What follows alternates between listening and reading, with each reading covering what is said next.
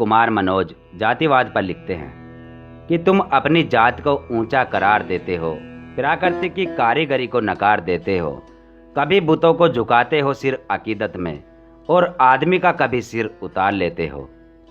अगर आपको यह झूठ लगता है तो वर्तमान को इतिहास से जोड़कर दिखाते हैं। जब किसी समाज को यह ताकीद किया जाए कि तुम नीच हो और तुम घोड़ी पर नहीं बैठ सकते, जब किसी समाज को यह बताया जाए कि तुम छोटे इंसान हो और हम बड़े, इसलिए तुम्हारे ऊपर कुछ प्रतिबंध रहेंगे, तो उस समाज के दिलो दिमाग पर क्या गुजरती होगी।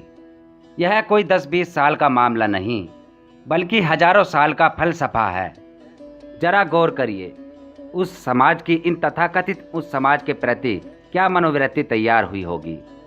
अल्पसंख्यक लोग बहुसंख्यक को गुलाम बनाकर मालिक बन बैठे। धर्म, संस्कृति व नैतिकता के स्वांग रचे गए। जब इस कमजोरी का पता विदेशियों को लगा तो मालिकों को ढंग से ठोक बजाकर गुलाम बना दिया। जो विभिन्न षड्यंत्रों से खुद को मालिक मान बैठे, उनको दरबारी बनना पड़ा तो गुलामी का आईना दिखाई दिया।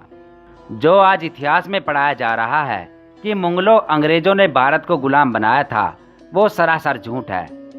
भारत तो हजारों साल से गुलाम ही था।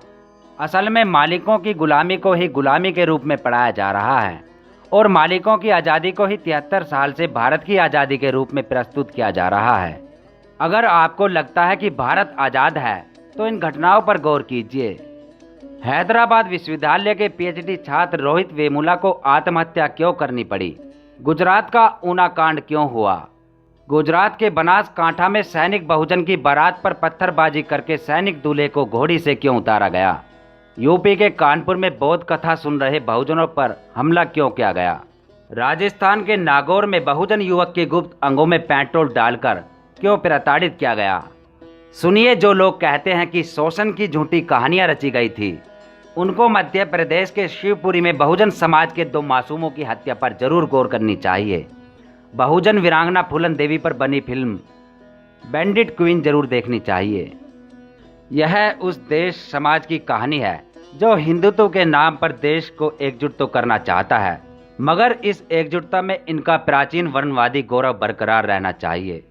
अगर यही तुम्हारा हिंदुत्व है तो लात मारता हूं इसे।